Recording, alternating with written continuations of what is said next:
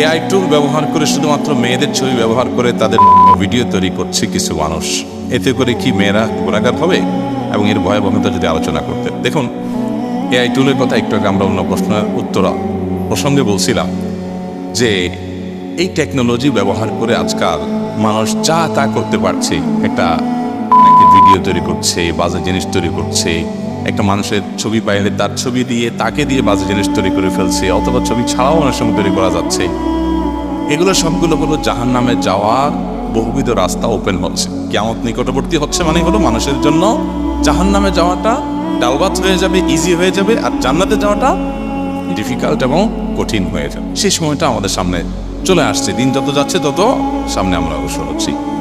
এই সময়টাতে আমাদের দায়িত্ব হবে যে আমরা আল্লাহকে ভয় করব, তাকওয়া অবলম্বন করে চলব, এবং এই সমস্ত চমকের পেছনে নিজের ঈমানকে বিসর্জন করব না। আল্লাহ আমাদেরকে হেফাজত থাকার তৌফিক দান।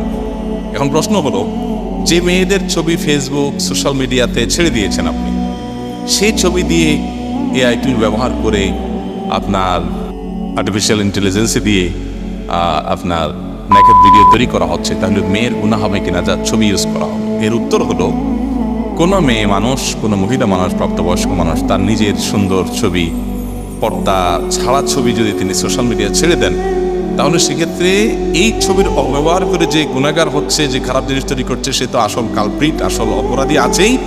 যে মেয়ে নিজের ছবি এভাবে অপকর্মে ব্যবহার করার সুযোগ করে দিয়েছে, তারও দায় আছে এবং সে আল্লাহর কাছে জবাব দেবে। অনেক স্বামীরা আছেন, তাদের কোনো আত্মসম্মান বোধ, লজ্জাশরম বলতে কিচ্ছু নেই। নিজের বউয়ের সুন্দর ছবি, সাজগোজালা ছবি সোশ্যাল মিডিয়াতে ছেড়ে দিচ্ছে। কিসের জন্য? বউরে বিক্রি করতেছে কিসের কাছে? কয়েকটা লাইক কমেন্টের ধান্দায়। ব্যাকল টাকা পয়সাও না, কিসের কাছে? ওটা লাইক কমেন্টের ধান্দায় নিজের বউরে বেচা দিয়ে দিচ্ছে। তোমার বউয়ের ছবি দেখা সবাই খুব পবিত্র পবিত্র, সুন্দর সুন্দর, পরিচ্ছন্ন চিন্তা করবে, তাই না? যে আল্লাহর সৃষ্টি অপরূপ সুন্দর। এই আরে বিয়া, তুমি অন্য মেয়েদের, অন্য সুন্দরী মেয়েদের খোলামেলা ছবি দেখলে তোমার মনে কি চিন্তা আসে? নিজের বিবেককে জিজ্ঞাসা করলে তাহলে তোমার বউরে দেখে আরেকজন কি চিন্তা করে, এটা বুঝে আসে না।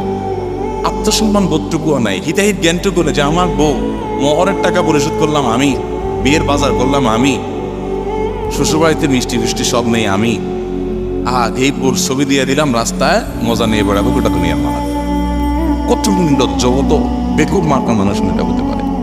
এবং এই ছবিগুলো বেহাত হয়ে এখন এগুলো দিয়ে এই যে বাজে ভিডিও তৈরি, নানান কাজে আপনি আল্লাহ এবং তার রাসূলের নির্দেশে বাইরে যখন যাবেন, তার ক্ষতিটা বুঝতে হবে, অনেক সময় লাগবে, কিন্তু হবেই। এই যে হচ্ছে এখন, অনেক আগে ছবি দিছেন হয়তো এত চিন্তা করেন না এই ছবি যে এত বাজে কাজে ব্যবহার হবে। এখন দেখা যাচ্ছে ওই ছবি দিয়া বাজে ভিডিও তৈরি হয়ে গেছে। এই জন্য যারা এই কাজগুলো করেন তাদেরও দায় এর জন্য অবশ্যই থাকবে।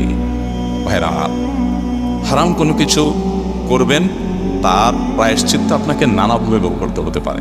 একসময় আপনি আফসোস করবেন, কিন্তু তার ফিরে আসতে পারবেন না। এই জন্য আল্লাহর রাস্তায় পর্দার গুরুত্বটা বোঝার চেষ্টা করি। আল্লাহ আমাদেরকে বোঝার তৌফিক দান করুন।